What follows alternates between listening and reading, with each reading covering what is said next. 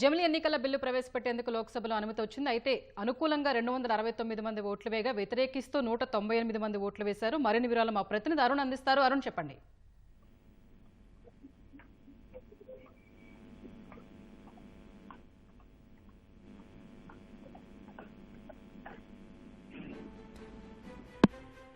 Arun,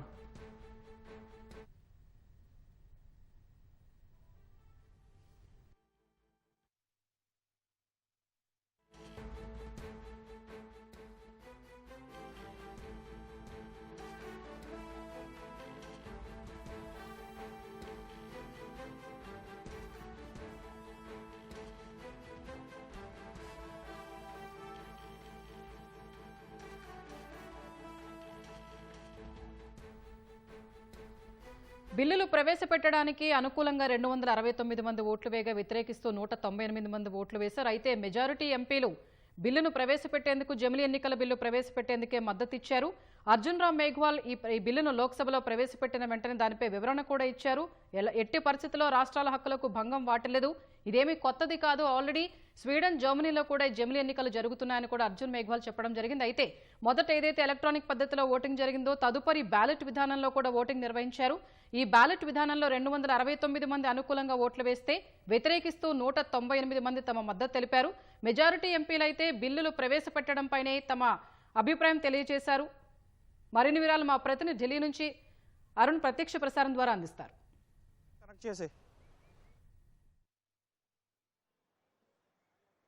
thank you. ఈరోజు కేంద్ర ప్రభుత్వం జమిలి ఎన్నికల బిల్లును పార్లమెంటు ముందుకు తీసుకొచ్చింది.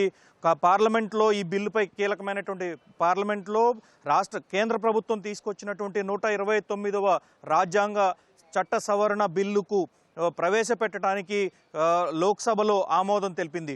బిల్లు ప్రవేశపెట్టడంపైనే పూర్తి స్థాయిలో చర్చ జరిగింది. బిల్లు ప్రవేశపెట్టిన తర్వాత లోక్సభలో తీవ్రమైనటువంటి గందరగోళం నెలకొంది. ఒకవైపు అధికార పక్షము, మరోవైపు విపక్షాలు ఇరువురు కూడా బిల్లుకు అనుకూలంగా, వ్యతిరేకంగా కీలకమైనటువంటి అంశాలను పొందుపరుస్తూ, కీలకమైనటువంటి అంశాలను ప్రస్తావిస్తూ తమ అభిప్రాయాలు చెప్పడం జరిగింది.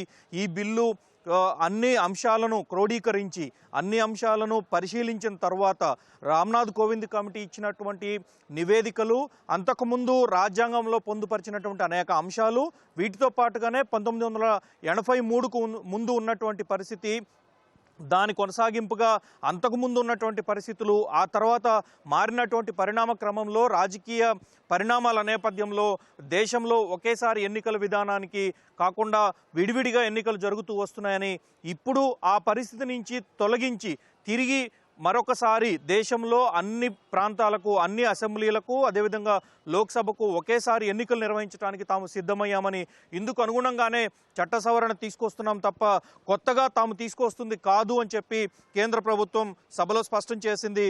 అయితే రాజ్యాంగంలో పేర్కొన్నటువంటి సెక్షన్ 7కి విరుద్ధంగా కేంద్ర ప్రభుత్వం ఈ విధంగా వ్యవహరిస్తోంది. రాష్ట్రాలకు ఉండేటువంటి హక్కులు రాష్ట్రాలకు ఉంటాయి. ఎప్పుడు ఎన్నికలు నిర్వహించుకోవాలి, ఎంతకాలం ప్రభుత్వం కొనసాగించుకోవాలనేది ఆ రాష్ట్రానికి ఉన్నటువంటి స్వతంత్రమైనటువంటి హక్కు. అటువంటి హక్కులను కాలరాసి ఇప్పుడు ఈ రాజ్యాంగపరమైనటువంటి సవరణ ద్వారా రాష్ట్రాలకు నియంత్రణ విధించడం అనేది సరైన చర్య కాదు అని చెప్పి విపక్షాలు ఏకాభిప్రాయం వ్యక్తం చేయడం జరిగింది. వివిధ రకాల అంశాలను ప్రస్తావిస్తూ విపక్షాలన్నీ కూడా ఏకాభిప్రాయంగా బిల్లును పూర్తి స్థాయిలో వ్యతిరేకిస్తున్నాము. అయితే ప్రభుత్వం మరింత ముందుకు వెళ్ళాలి అనేటువంటి తలంపుతో ఉంటే మాత్రం ఎట్టి పరిస్థితుల్లో జాయింట్ పార్లమెంటరీ కమిటీ, సంయుక్త పార్లమెంటరీ కమిటీ, ఉభయ సభల సభ్యులతో సంయుక్త పార్లమెంటరీ కమిటీ తప్పనిసరిగా నియమించాల్సిందే అని చెప్పి కూడా డిమాండ్ చేశాయి. మొత్తం మీద చూసుకుంటే కేంద్ర ప్రభుత్వం ప్రవేశపెట్టినటువంటి బిల్లు ప్రకారం చూసుకుంటే జమిలి ఎన్నికలకు కేంద్రం తాము సిద్ధంగా ఉన్నాము అని చెప్తూనే, ఎన్నికల సంఘంకి పూర్తి స్థాయిలో అధికారాలు తాము ఇవ్వడం లేదు అని చెప్తూనే ఈ మొత్తం ప్రక్రియను దేశవ్యాప్తంగా ఒక వ్యవస్థీకృతంగా చేయడానికే తాము సిద్ధంగా ఉన్నాము అని చెప్పి కేంద్ర ప్రభుత్వం స్పష్టం చేస్తూ ఉంది. ఈ బిల్లు ప్రకారం చూసుకుంటే బిల్లులో ఒకసారి ఎన్నికలు నిర్వహిస్తే 5 సంవత్సరాల పాటు ప్రభుత్వం కొనసాగాలి. ఒకవేళ ఆ ప్రభుత్వం కొనసాగని పక్షంలో, ఒకవేళ ఆ ప్రభుత్వంలో ఏవైనా పొరపొచ్చాలు వచ్చి ప్రభుత్వం మారాల్సినటువంటి పరిస్థితి వచ్చి ఎన్నికలు నిర్వహించాల్సిన పరిస్థితి వస్తే మిగిలిన కాలానికి అనుగుణంగానే, మిగిలిన కాలానికి మాత్రమే ప్రస్తుతం రాజ్యసభలో, అదేవిధంగా లోక్సభకు సంబంధించి అసెంబ్లీలకు సంబంధించి కౌన్సిల్కి సంబంధించి ఉప ఎన్నికలు వచ్చినప్పుడు ఉప ఎన్నికల ద్వారా ఎన్నికయ్యే వ్యక్తి ఎంతకాలం అయితే సభలో సభ్యుడిగా కొనసాగుతారో అదే రకమైనటువంటి విధానాన్ని ఇప్పుడు పూర్తి స్థాయిలో లోక్సభ అసెంబ్లీలకు దాన్ని అన్వయించే విధంగా నివృత్తి చేసే దాన్నే పూర్తి స్థాయిలో అనుసరించే విధంగా ఒక వ్యవస్థను తీసుకురావడం కోసమే తాము ప్రయత్నం చేస్తున్నట్లుగా కేంద్ర ప్రభుత్వం బిల్లు ద్వారా స్పష్టం చేసింది. అంటే ఒకసారి ఐదేళ్లకు ఒకసారి ఎన్నికలు జరిగి 2 సంవత్సరాల తర్వాత ప్రభుత్వం కూలిపోయినట్లయితే మిగిలిన 3 ఏళ్ల కాలానికి మాత్రమే తదుపరి ప్రభుత్వం ఉంటుంది.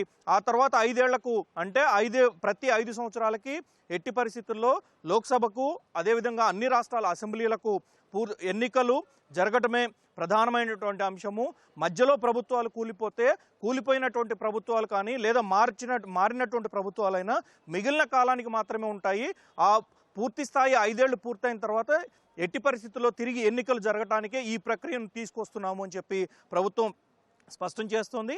అయితే ఇది పూర్తి విరుద్ధము, రాజ్యాంగానికి విరుద్ధము, సెక్షన్ 7లో పేర్కొన్నటువంటి అంశాలకు కానీ అదే సందర్భంలో గతంలో ఎస్ఆర్ బొమ్మాయి కేసులో సుప్రీంకోర్టు ఇచ్చినటువంటి తీర్పులో కానీ దాంతోపాటుగానే కేంద్ర ప్రభుత్వం ఆమోదించినటువంటి అనేక బిల్లుల విషయంలో ఎన్జేఏసీ బిల్లు కానీ అదే సందర్భంలో ఎన్నికలకు సంబంధించి గతంలో తీసుకొచ్చినటువంటి చట్ట సవరణ విషయంలో కానీ సుప్రీంకోర్టు పూర్తి వ్యతిరేకించింది. ఆ బిల్లులనే పూర్తి స్థాయిలో కొట్టివేసింది. అటువంటి పరిస్థితి దీనికి రావద్దు.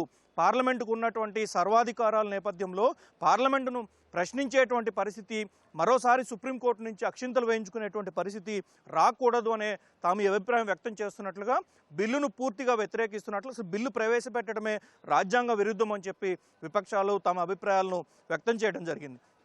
సో వీటన్నిటి నేపథ్యంలోనే బిల్లును సభలో ప్రవేశపెట్టాలా లేదా అనేటువంటి విషయంలో కూడా విపక్షాలు ఓటింగ్కు డిమాండ్ చేశాయి. తొలిసారి కొత్త పార్లమెంటు భవన నిర్మాణం తర్వాత తొలిసారి కొత్త పార్లమెంట్లో పూర్తి ఎలక్ట్రానిక్ ఓటింగ్ విధానం జరిగింది. ఈ ఓటింగ్ విధానంతోనే విపక్షాలకు 220 ఓట్లు, అధికార పక్షానికి 220 ఓట్లు, విపక్షానికి 160తో మొత్తం 369 ఓట్లతో ఈరోజు ఎన్నిక జరిగింది. ఓటింగ్ ప్రక్రియలో కేంద్ర ప్రభుత్వానికి అనుగుణంగా జమిలి ఎన్నికల బిల్లును పార్లమెంట్లో ప్రవేశపెట్టడానికి అనుకూలంగా 220 ఓట్లు రావడంతో బిల్లును కేంద్ర ప్రభుత్వం పార్లమెంట్లో ప్రవేశపెట్టింది. తదుపరి ప్రక్రియ జేపీసీకి పంపటమా లేదు లోక్సభలో తదుపరి చర్చను కొనసాగించడమా అనే విషయం పైన తదుపరి నిర్ణయం తీసుకోబోతున్నారు. దీనికి సంబంధించి మరోసారి లోక్సభలో చర్చ జరుగుతుంది. ఆ చర్చ జరిగిన తర్వాత కేంద్ర ప్రభుత్వం ఈరోజు జరిగినటువంటి చర్చలో కూడా జేపీసీకి పంపడానికి తాము సిద్ధంగా ఉన్నామని జేపీసీకి పంపడానికి కూడా తాము సిద్ధంగా ఉన్నామని చెప్పి కేంద్ర ప్రభుత్వం తరపు నుంచి కేంద్ర హోంమంత్రి అమిత్ షా, అదేవిధంగా బిల్లు ప్రవేశపెట్టినటువంటి కేంద్ర న్యాయశాఖ మంత్రి అర్జున్ రామ్ మేఘవాల్ కూడా స్పష్టం చేశారు. సో తొలుత బిల్లును సభలో ప్రవేశపెట్టడం పైన జరిగినటువంటి ఓటింగ్లో ప్రభుత్వం సక్సెస్ అయింది. ఇప్పుడు తదుపరి ప్రక్రియలో ప్రభుత్వం జేపీసీకి పంపటమా అనేటువంటి విషయం పైన మరోసారి చర్చ జరుగుతుంది. ఆ తర్వాతే జమిలి ఎన్నికల బిల్లు జేపీసీకి పంపడం పైన మరోసారి నిర్ణయం జరగబోతోంది. Over to studio.